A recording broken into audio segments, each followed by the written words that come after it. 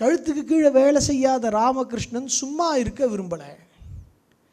தன்னை போலுள்ள மாற்றுத்திறனாளிகளை பற்றி சிந்திக்க ஆரம்பித்தார். மாற்றுத்திறனாளி பற்றி சிந்தித்த அவர் அங்கே இருக்கக்கூடிய 6 மாற்றுத்திறனாளி குழந்தைகளை கண்டுபிடித்தார். அந்த 6 மாற்றுத்திறனாளி குழந்தைகளுக்குமே ஏதாச்சும் உன்னோட வாழ்க்கையில் நீ சாதிக்கணுன்ற எண்ணத்தை மட்டும் விதைச்சார். படிக்க கற்றுக் கொடுத்தார். வெவ்வேறு விதமான சிறு சிறு தொழில்கள் செய்ய கைத்தொழில்கள் பயில கற்றுக் கொடுத்தார்.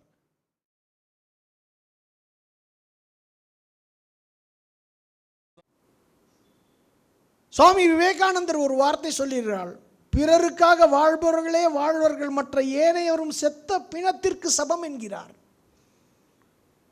அதே வார்த்தையை திருவள்ளுவரும் சொல்றார், ஒத்ததறிவான் உயிர் வாழ்வான் மற்றையான் செத்தாருள் வைக்கப்படும் என்றார். நாடு முழுக்க ஒரே மாதிரியான சிந்தனை இருந்திருக்கு. அதனால்தான் நம்ம நாட்டில் அடுத்தவரை பற்றின சிந்திக்கக்கூடிய மனநிலை வந்திருக்கிறது. இவ்வாறு வாழ்ந்த பெரியோர்கள் தான் இந்த நாட்டை அமைத்திருக்கிறார்கள். ஆதலால் இப்படிப்பட்ட வரலாறுகளை நாம் அடுத்த தலைமுறைக்கு சொல்ல வேண்டும், நாமும் கற்க வேண்டும். நாமும் இதுபோல் சிறுக சிறுக நம்மால் முடிந்ததை பிறருக்கு செய்ய வேண்டும். இவரோட வாழ்க்கையிலேருந்து நாம் தெரிந்து கொள்ள வேண்டியது இதுதான். திருப்புராய்த்துறை மேவிய மகான் சின்னு என்ற சுவாமி சித்பவானந்தர் படித்து முடித்த பிறகு சந்நியாசம் 1923 மடத்துலேருந்து கூப்பிட்டாங்க. திரும்ப வந்தார். இங்கே எத்தனை பேர் அந்த கல்வி நிறுவனத்தில் படிச்சிங்கன்னு தெரியல.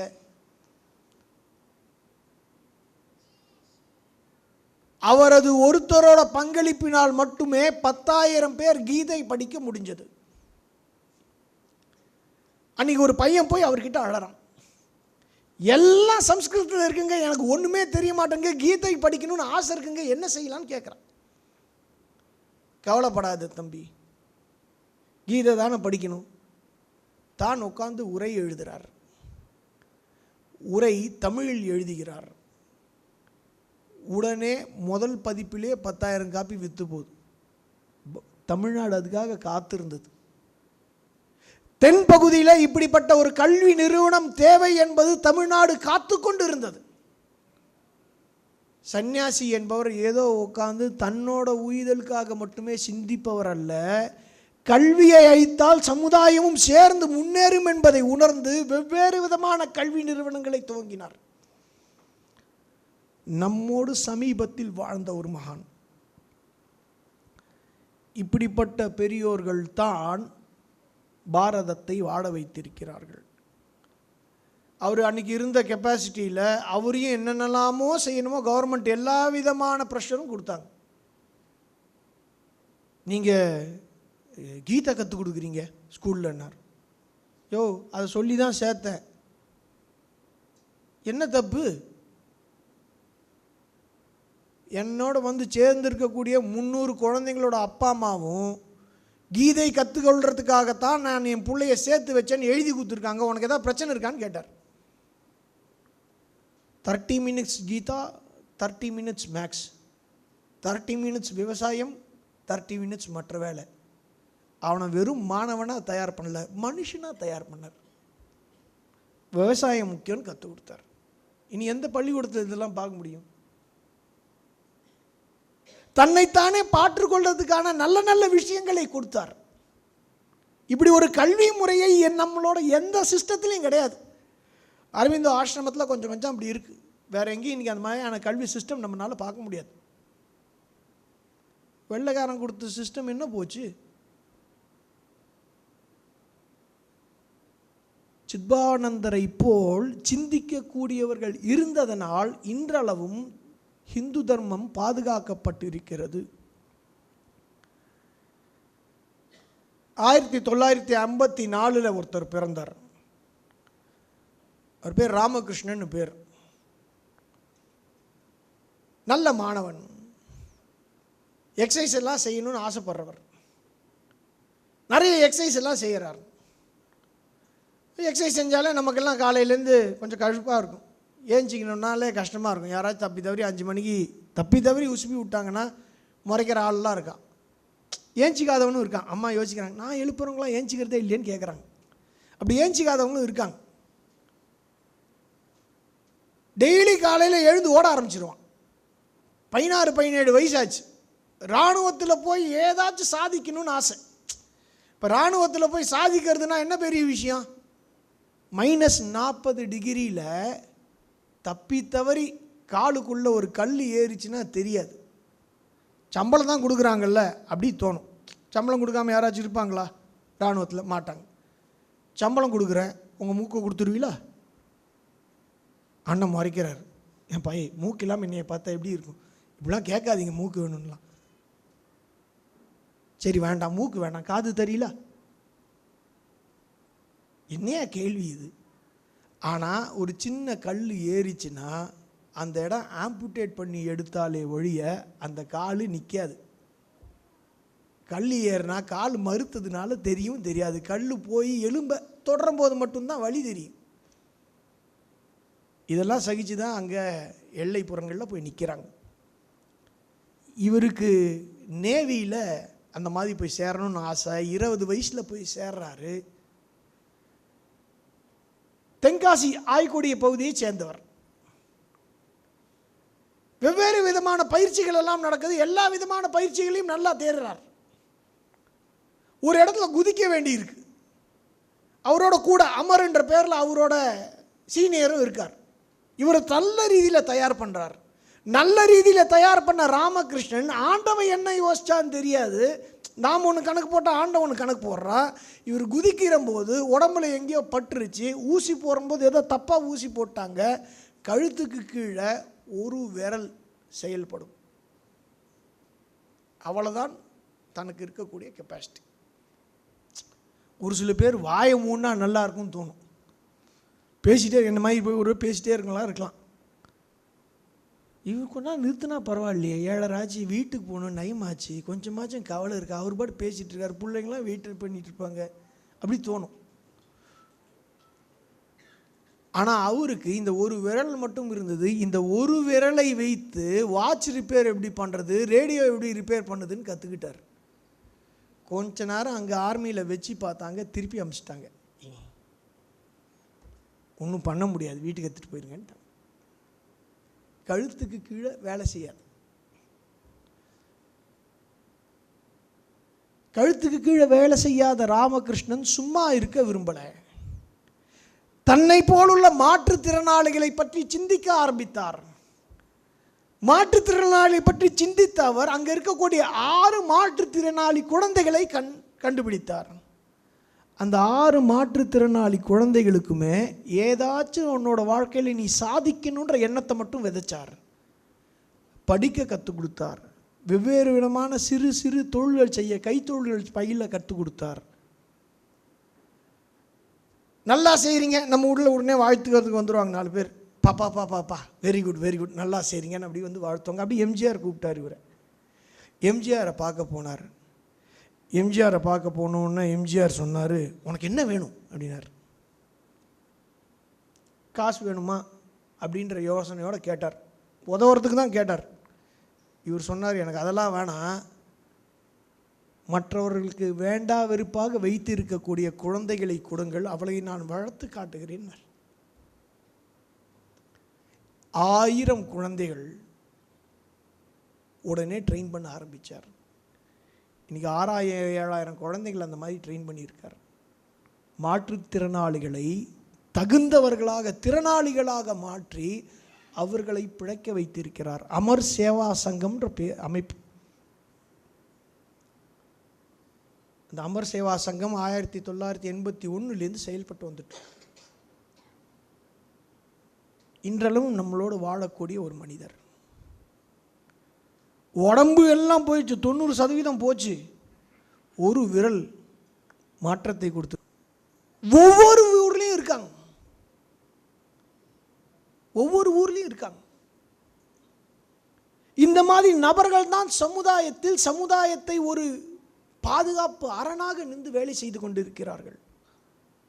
நம்ம நாட்டில் சோஷியல் செக்யூரிட்டி அப்படின்ற ஒரு சொல்.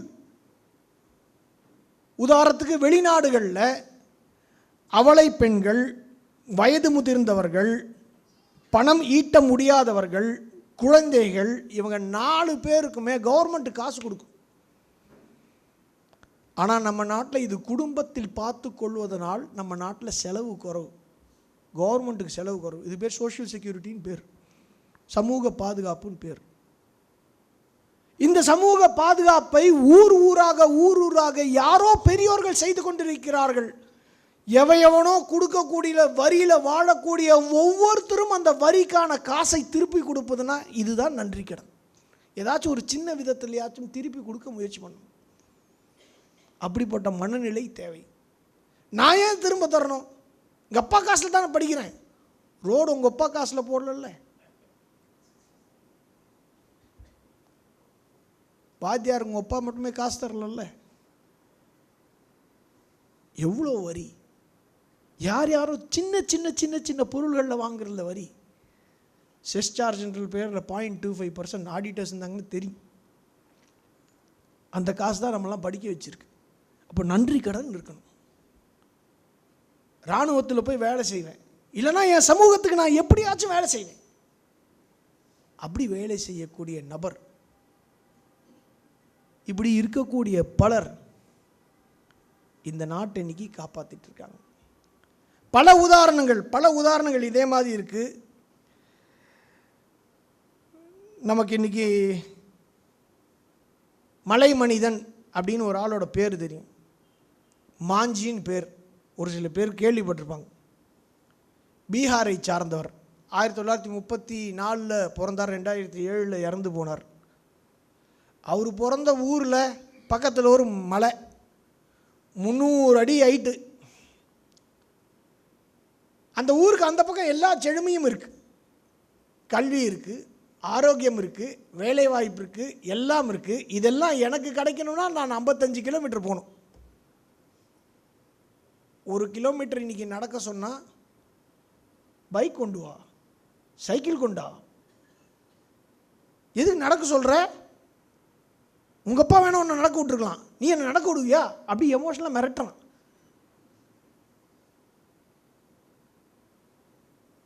Daily 55 kilometre. ஒரு நாள் இவர் அந்த பக்கம் வேலை பார்த்துட்ருக்காரு. மலையை கடந்து போனால் ஈஸியாக இருக்குன்றதுக்காக ஃபாகுனி தேவின்னு அந்த அம்மா, அவரோட மனைவி, அந்த அம்மா மலையை கடக்கிற போது உளுந்து செத்து போகிறாங்க. இப்போ மனசில் பெரிய ரணம் மாஞ்சிக்கு. ஊருக்குள்ளே வேறு மாதிரி சொல்லிட்டு தெரியுறாங்க, தாஜ்மஹால் கட்டினாங்கன்னு. அது கோயிலுன்றதையும் யாரும் ஒத்துக்க மாட்டேன்றாங்க. ஏதோ இவங்க 2 பேரும் மட்டுமே காதலிச்சா மாதிரி ஊர் உலகத்தில் யாருமே காதலிக்கலையா? அது எத்தனாவது பொண்டாட்டியோ?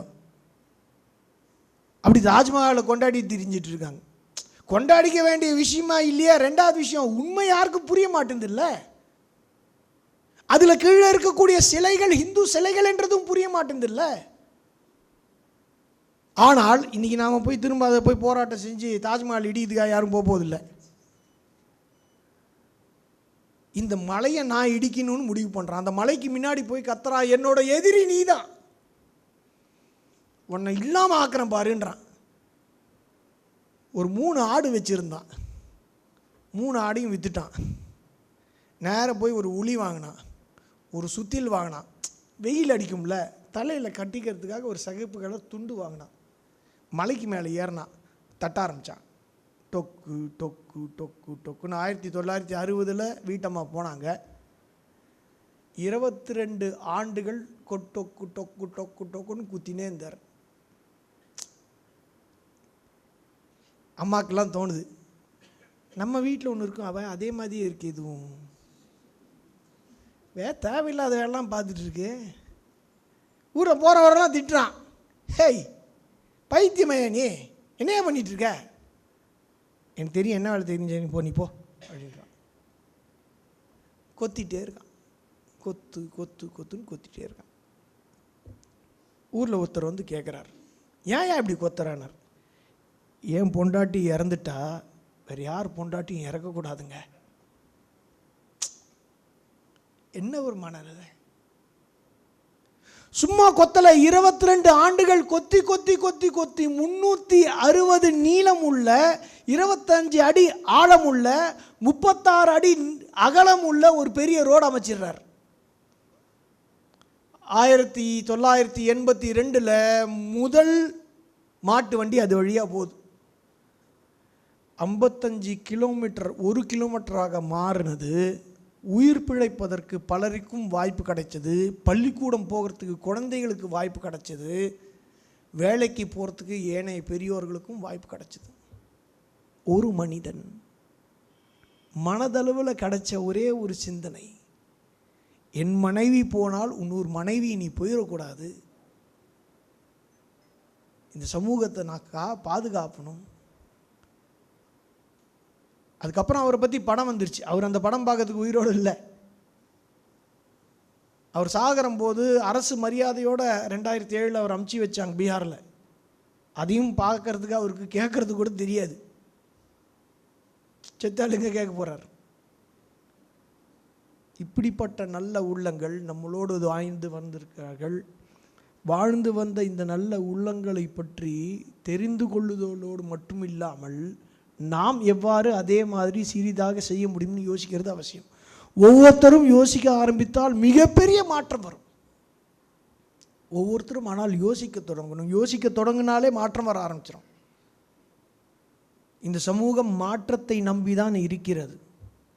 காரணம், உலகத்தில் 10,000 முறை ஏதேனும் ஒரு சமூகம் தன்னோட பழக்க வழக்கங்களை மாற்றிக்கொண்டு வாழ்ந்து கொண்டிருக்கிறது என்றால் அது இந்து சமுதாயம் தான். இங்கே மாற்றத்துக்கெல்லாம் நாம் யாரும் தடை கிடையாது. ஆனால் நல்ல மாற்றத்தை கொடுப்பதற்கான நல்ல நபர்கள் தேவை. அந்த நல்ல நபர்கள் தான் குறைவாக இருக்கிறார்கள். அந்த நல்ல நபர்களில் ஒரு சில பேரை மட்டும்தான் இன்று நாம் பார்த்தோம். இந்த மாதிரி பல நபர்கள் பீகார் பகுதியில், அந்த பகுதியைச் சேர்ந்த மாணவர்கள் எல்லாம் எழுத்து அறிவு இல்லாத நாள் நம்ம ஊருக்கு வேலைக்கு வராங்க. அப்படி தான் நமக்கு தோணுது. ஜி சொன்ன மாதிரி பாதி பேர் பங்களாதேஷ்காரன் தான் வரான். யார் கேட்டாலும் கியான்றான், நமக்கு புரிய மாட்டேங்குது. ஆனால் வேலைக்கு எல்லாம் வருது, அவன் தான் வரான். திருப்பூரில் கொரோனா நேரத்தில் மொத்த வேலையும் நின்று போச்சு. காரணம், இவன் எல்லாம் திரும்பிட்டான். வரவன் எல்லாருமே பீகார்காரன் கிடையாது. வரவன் எல்லாருமே ஒரிசாக்காரன் கிடையாது. வெளிநாட்டிலேருந்துலாம் வேறு ஆள் வராங்க. அவனோட வேலையெல்லாம் இவன் பிடிக்கிறான். ஆனால் இந்த மாதிரி இருக்கக்கூடிய சமூகத்தை சார்ந்தவர்களுக்கு உயர்கல்வி அவசியம்ன்றதை பற்றி ஒருத்தர் யோசித்தார். ஒரு போஸ்ட்மேனோட பையன் ஆனந்த்குமார்னு பேர். ஆனந்த்குமார் ஒரு நல்ல படிப்பு இருக்கக்கூடிய ஒரு ஆள். மேக்ஸில் அப்படி ஒரு வெறி. லைப்ரரியிலேருந்து ஏஞ்சி போக மாட்டேன்றான். லைப்ரரியன் வந்து திட்டுறார், யோ வீட்டில் போனால் நிறைய பேர் திட்டுவாங்கப்பா, உனக்கு கவலை இல்லை, நீ பாட்டு உட்காந்து படிப்பேன், நான் பழகி வீட்டுக்கு போவேனாம் ஐயா, உடியா என்னன்றார். நைட்டு 12 மணி வரைக்கும் கணக்கு போட்டுகிட்டே இருக்கான். இவன் அனுப்பிச்சிருக்கக்கூடிய வெவ்வேறு விஷயங்களுக்கு வாழ்த்து தெரிவித்து லண்டன்லேருந்தெல்லாம் பத்திரிகையிலேருந்துலாம் செய்தி வருது. அப்படி கேம்பிரிட்ஜ் யூனிவர்சிட்டியில் படிக்கிறதுக்கான வாய்ப்பு கிடைக்குது. அப்பா இறந்து போகிறாரு. இவனால் கேம்பிரிட்ஜ் யூனிவர்சிட்டிக்கு போக முடியல. கேம்பிரிட்ஜ் யூனிவர்சிட்டிக்கு போக முடியாத வருத்தத்தில் ஆனந்த் ஒரு முயற்சி எடுக்கிறார்.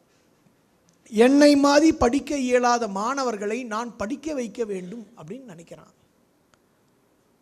அப்படி 2003 குழந்தைங்களெல்லாம் கூப்பிட்றான். ஒரு 30 பேரை தேர்ந்தெடுக்கிறான். உங்கள் அப்பாவுக்கு 1 லட்சத்துக்கு குறைவா சம்பளம்னு கேட்குறான். ஆமாம். தாய் தந்தையில் யாராச்சும் ஒருத்தர் இழந்தவங்களா இருக்கீங்களா? ஆமாம். சாப்பிட்றதுக்கு வழி இல்லையா? ஆமாம். இவங்க அம்மா மூஞ்ச பார்க்குறான். தாயே என்ன செய்யலான்னு. அது கையில் காலில் வச்சுருக்கிற தோட்டில் எல்லாத்தையும் எடுத்து கொடுத்துட்டு படிக்க வைப்பா, எவனாச்சும் 4 பேர் நம்மளால் நல்லா இருந்தால் நல்லது தானே, படிக்க வைப்பான்றாங்க. 30 பேர் படிக்கிறாங்க, 18 பேர் பாஸ் ஆகிறாங்க. இன்றைக்கி இருக்கக்கூடிய ஐஐடி ஐஐஎம்மில் இது வரைக்கும் 600 பேர் போய் சேர்ந்துருக்காங்க. ஆனால் 2003 ஆரம்பிக்கிற போது கையில் 5 பைசா கிடையாது. போதாத குறைக்கு வெவ்வேறு விதமான மாஃபியா இருக்குது. நம்ம ஊரில் தெரிஞ்ச மாஃபியா டாஸ்மாக் மாஃபியா, 2வது மாஃபியா மணல் மாஃபியா, அந்த ஊரில் எஜுகேஷன் மாஃபியா. படித்தாலும் குத்தம், படிக்கலைனாலும் குத்தம். 2 பேர் வந்து இவரை சுட்டுட்டு போயிடுறான். என்ன நீ கஷ்டப்படுறவங்களாம் படிக்க வைக்கிறியா, என்னையா பொழப்பிது உனக்கு, காசு கொடுத்து படிக்கிட்டோம், என்ன பிரச்சனை உனக்கு அப்படின்னு சுட்டுட்டு போயிட்டான். 2 குண்டு வாங்கின அப்புறம் கூட தன்னோட வேலையை நிறுத்தலை. 2005 30க்கும் 30 பசங்க பாஸ் ஆனாங்க. அவரை பற்றியும் படம் வந்திருக்கிறது. வாய்ப்பு இருந்தால் ஆனந்த் சூப்பர் 13 படம் இருக்குது, பாருங்கள்.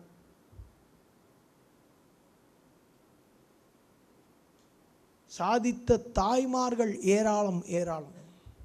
எத்தனை தாய்மார்கள், ஒவ்வொரு தாயுமே குழந்தையை பெற்றெடுப்பதே சாதனை தான். இயற்கையை பாதுகாப்பதனால்தான் அவளுக்கு ஸ்திரீ என்றே பெயர். அதனால் தான் இயற்கைக்கு ஒப்பாக வணங்கப்படுகிறாள். அப்படி ஒவ்வொரு தாயுமே வளர்ப்பதும் தன் பெற்றெடுத்த குழந்தையை பேணி பாதுகாப்பதும் செய்யக்கூடிய அனைத்து பணிகளுமே சாதனை தான். அப்பானால வழிகாட்ட முடியும். நல்ல சிந்தனைகள் கொடுப்பதற்காக தாய் செய்யக்கூடிய அந்த பணியை அப்பானால் செய்ய முடியாது. காரணம், குழந்தை அதிக நேரம் இருப்பது தாயோடு. அப்படி பல பெண்மணிகளும் பல்வேறு விதமான வேலைகளை செய்திருக்கிறார்கள். நேரம் முடிந்தது, ஆதலால் இதனுடன் நிறுத்துவோம். அருணிமா சின்னான்னு ஒரு அம்மா. அருணிமா சின்னா நேஷனல் வாலிபால் பிளேயர்.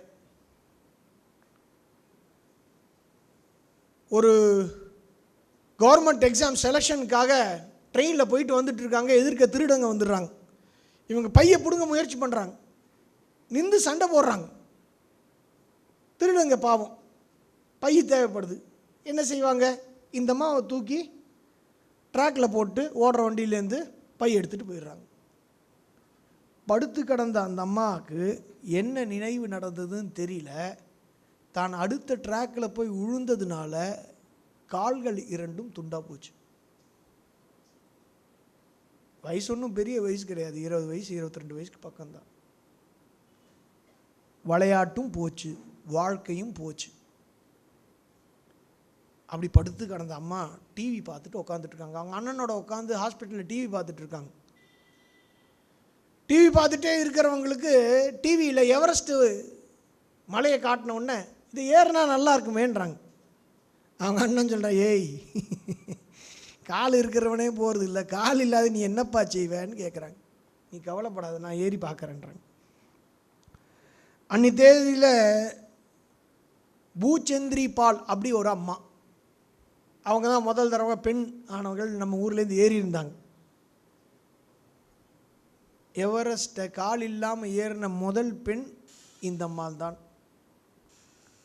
இந்த அம்மா படுத்து பார்த்துட்டே இருக்காங்க. அந்த அம்மாவை கூப்பிட்றாங்க, தாயா எனக்கு நீங்கள் ட்ரைனிங் தரணும், எனக்கு ட்ரைனிங் வந்து நீங்கள் கொடுங்க, நான் ஒரு 2 வருஷத்தில் ஏறினேன். அந்த அம்மா திட்டுறாங்க, ஏன்பா நாங்கள் போனாலே -40. நான் சொன்னல ஆல்ரெடி -40 தான் நிற்கிறாங்க இராணுவ வீரர்கள்லாம், எப்படிப்பா நிற்பேன்றாங்க. நீங்கள் அதெல்லாம் கவலைப்படாதீங்க, என்னை ட்ரெயின் பண்ணுங்கள். 2011 ட்ரெயின் பண்ணுறாங்க. 2013 மே மாதம் இவங்க எவரெஸ்ட்டை அடைஞ்சிடுறாங்க. கூட வரக்கூடிய ஷெர்பா கெஞ்சுறான், தயவு செய்து ஏறாதம்மா, உன்னால் முடியாதுமான்றார்.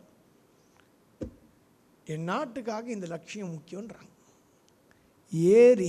ஏறி முடிச்சப்போ சொல்கிறாங்க, நான் செய்த இந்த சாகசம் சுவாமி விவேகானந்தருக்கும் ஆதிசிவனுக்குமே சமர்ப்பணம்ன்றாங்க.